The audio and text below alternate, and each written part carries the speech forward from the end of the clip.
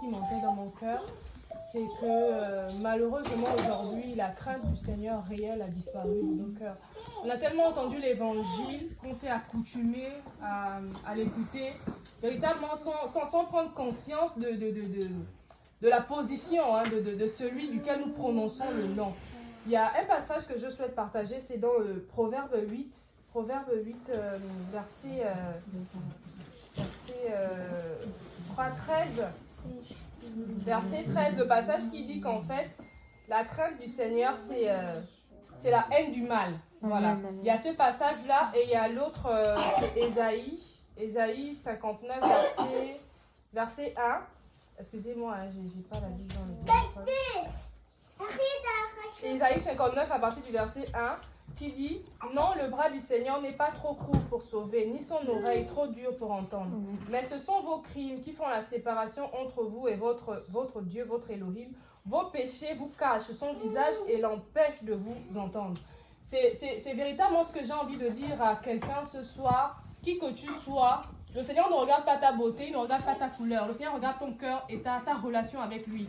Peu importe la tenue que tu portes lorsque tu te tiens devant les gens, ce que le Seigneur regarde, c'est ce que tu fais dans le secret. C'est-à-dire, tu viens dire devant tout le monde que tu aimes le Seigneur, mais dans le secret, tu fais allégeance au mal. Le mal, c'est le mensonge, c'est la cupidité. Le mal, c'est la médisance. Le mal, c'est l'impudicité. Donc, tout le temps, tu prononces le nom du Seigneur. Il n'y a même plus la crainte de te dire que si la mort te trouve là, où est-ce que tu vas? Que tu sois jeune, que tu sois vieux, le Seigneur regarde la conscience. Dès l'instant où tu as la conscience, la capacité de faire la différence entre le bien et le mal, tu peux distinguer. Le Seigneur met deux chemins devant toi, le chemin de la vie et le chemin de la mort. Quel chemin tu choisis?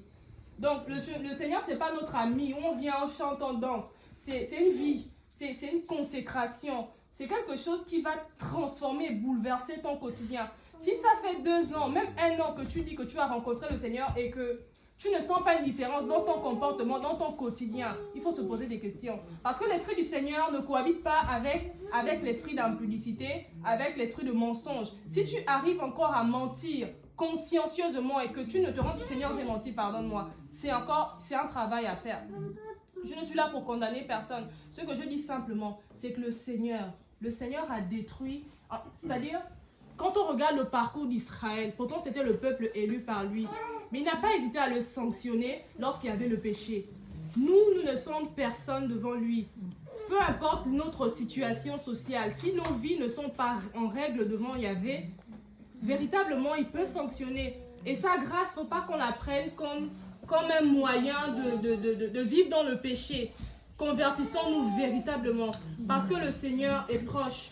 Si la mort nous trouve à ce moment, où est-ce qu'on ira? On est sur terre pour faire ce qu'on a à faire d'abord, mais pour craindre le Seigneur et pour parler de lui, gagner des âmes.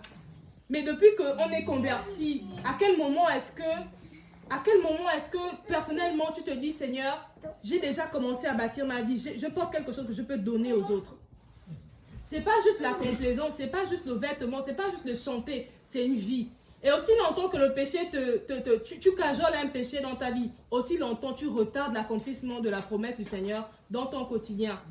Le péché te séduit, c'est doux, mais ça te fait perdre quelque chose, ça te fait perdre quelque chose. Il n'y a rien de plus doux que la réelle présence du Seigneur.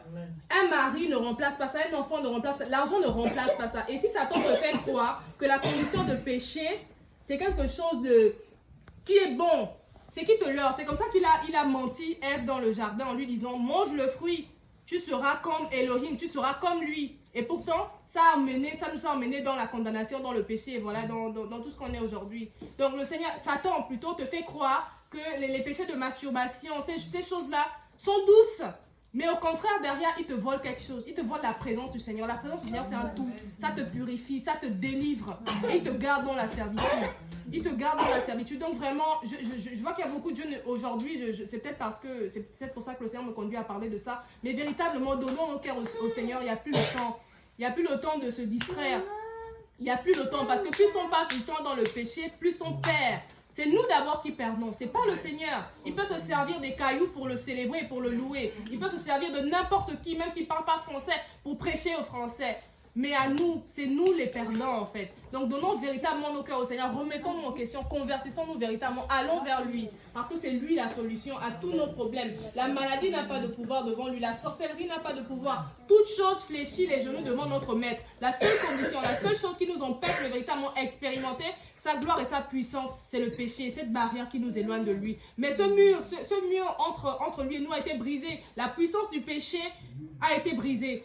Par lui, nous pouvons dire non à l'impudicité. Grâce à lui, par son esprit, on va vers lui. Seigneur, je ne veux plus faire ça, je ne veux plus faire ci, je ne veux plus. Et il nous donne la capacité par son esprit de surmonter ces choses-là, qui nous salissent, ces choses dont on a honte devant les gens. Ce sont des choses dont personne ne se glorifie. C'est parce que ça nous salit. Le Seigneur nous dit qu'il a la capacité de nous délivrer de ça. Soyons vrais devant lui. Allons vers lui.